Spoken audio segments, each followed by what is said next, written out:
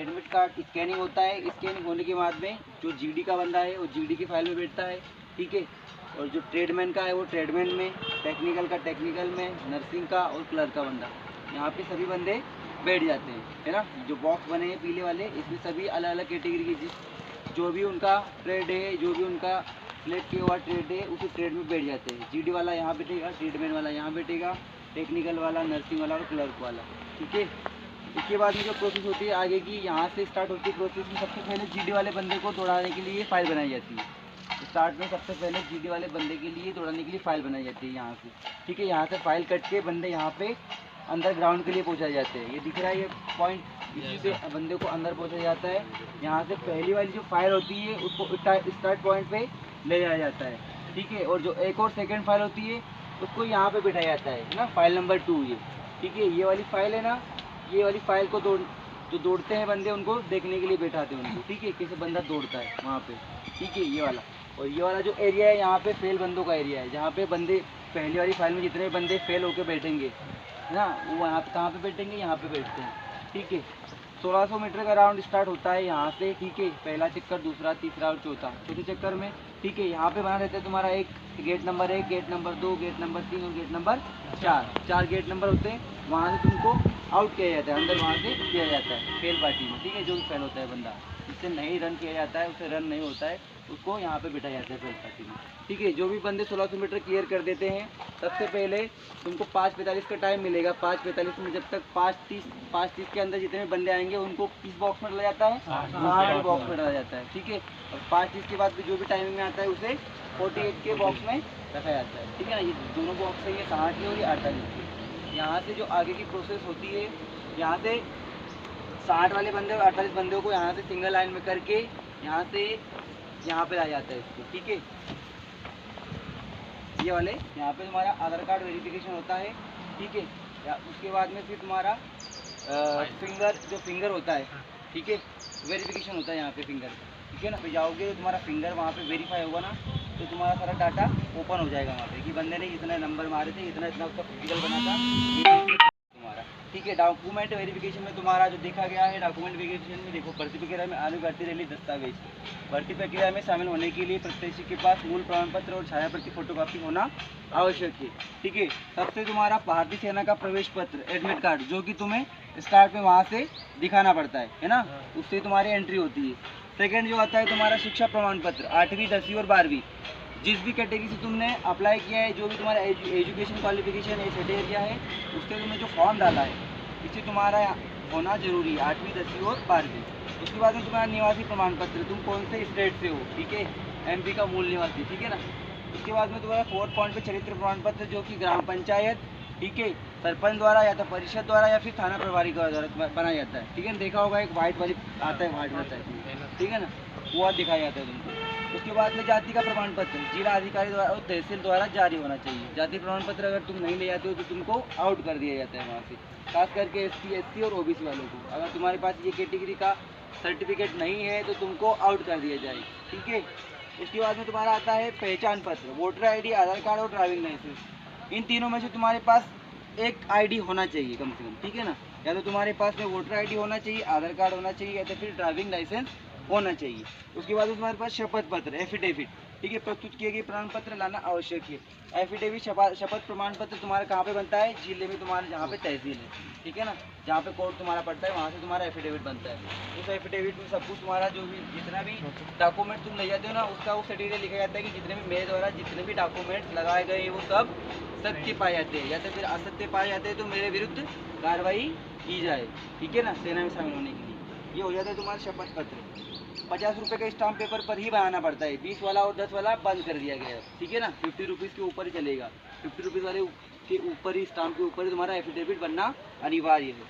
उसके बाद में तुम्हारा 24 पासपोर्ट साइज फ़ोटो बिना टोपी और बिना दाढ़ी के, ठीक है ना, 24 फ़ोटो तुम्हारे पास होना चाहिए, बिना कान सब कुछ दिखे क्लियर, ठीक है। उसके बाद में तुम्हारा अन्य प्रमाण पत्र, खेल NCC यदि हो तो, ठीक है।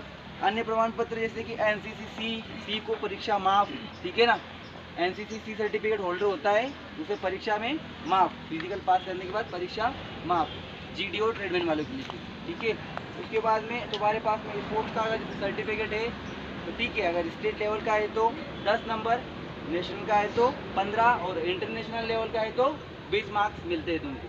वो 20 मार्क्स कब मिलते हैं, वो 15 और 10 और 20 मार्क्स कब मिलते हैं तुमको पता है, जब तुम एग्ज़ाम क्वालिफाई करोगे ना, जो भी एग्ज़ाम दोगे और एग्ज़ाम में तुमको बोला गया है कि न्यूनतम मार्क्स इतने मार्क्स लाना जरूरी है। जैसे कि 100 का पेपर होता है तो 33 मार्क्स लाना पड़ेंगे, ठीक है ना। तो तुम 33 मार्क्स लाओगे तब जाके वो उसमें ऐड होते हैं, जब जाके तुम उसमें ऐड होंगे, ठीक है ना।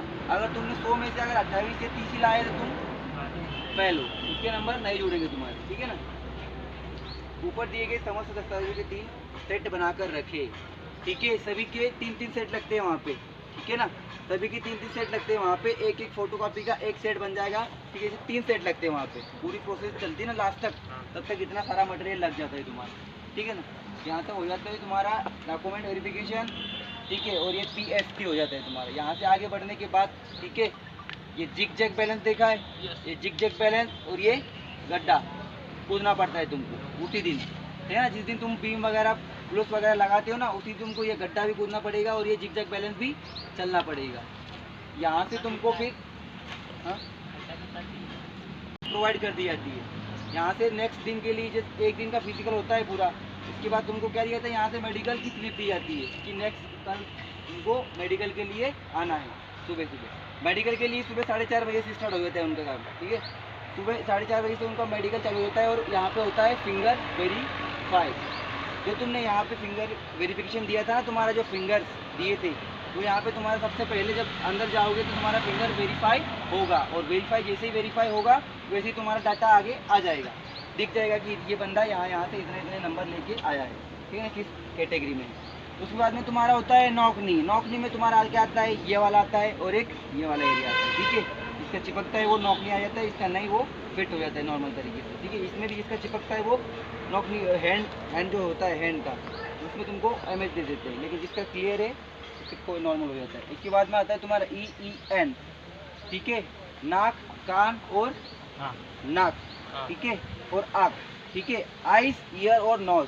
आइज में तुम्हारा 6x6 का होगा और कलर विजन का होगा, ठीक है। ईयर में तुम्हारा कान, आज बताया गया था तुमको कान का, ठीक है, कि कान में मेल नहीं होना चाहिए, साफ होना चाहिए, इसमें इमेज मिलती है तुमको, तो वो नहीं होना चाहिए। उसके बाद में नोज तुम्हारा ज़्यादा गंदा नहीं होना चाहिए अंदर से, ठीक है ना। गीला हो तो उसे गीला नहीं रखना जाता, ठीक है। उसको मेडिसिन लेके उसको क्लियर करना। उसके बाद 6x6 और CB कलर ब्लाइंडनेस।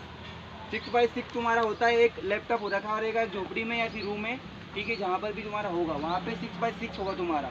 उसमें तुम्हें 4 से 5 लेटर दिए जाएंगे लैपटॉप पे और पढ़ाया जाएगा दूर से 10 मीटर की दूर से तुमको पढ़ाया जाएगा कि पढ़ो इसको क्या लिखा है। उसके बाद में आता है तुम्हारा बोथ मार्क्स, ठीक है। जो भी तुम्हारे कट्टे फट्टे जो मार्क्स दिखते हैं यहाँ पे लगे होंगे, जो भी टैटू वगैरह है कोने के नीचे, वो चेक किए जाते हैं, ठीक है। इतना होने के बाद में तुम्हारा PPM और ACD। PPM में प्राइवेट पर्सनल मेडिकल, ठीक है। मेडिकल में प्राइवेट पास में तुम्हारा वहाँ पे हुआ था, देखा होगा प्राइवेट, जी सर। प्राइवेट तुम्हारा जो भी चीज़ें हैं प्राइवेट, उसमें प्राइवेट चीज़ें होती हैं। और ये ACD है ना, एडमिट कार्ड। तुम्हारा जो एडमिट कार्ड मिलेगा यहाँ से काय के लिए, रिटर्न के लिए। जो बंदा फिट होगा उसके लिए एडमिट कार्ड के लिए वहाँ से प्रोवाइड किया जाएगा, और जो अनफिट रहेगा उसके लिए MH रेफ़र किया जाएगा। जो भी तुम्हारा जोन सा भी ARO लगता है वहाँ पे तुमको रेफ़र किया जाएगा कि वहाँ पे एक बार जाया अपन को, एक बार खुद को जाना है वहाँ पे और खुद को चेक कराना है कि सही है या फिट है या अनफिट है, ठीक है। यहाँ से तुमको जो भी फिट रहेगा वहाँ से एडमिट कार्ड दिया जाएगा और वहाँ से आउट कर दिया जाएगा, ठीक है।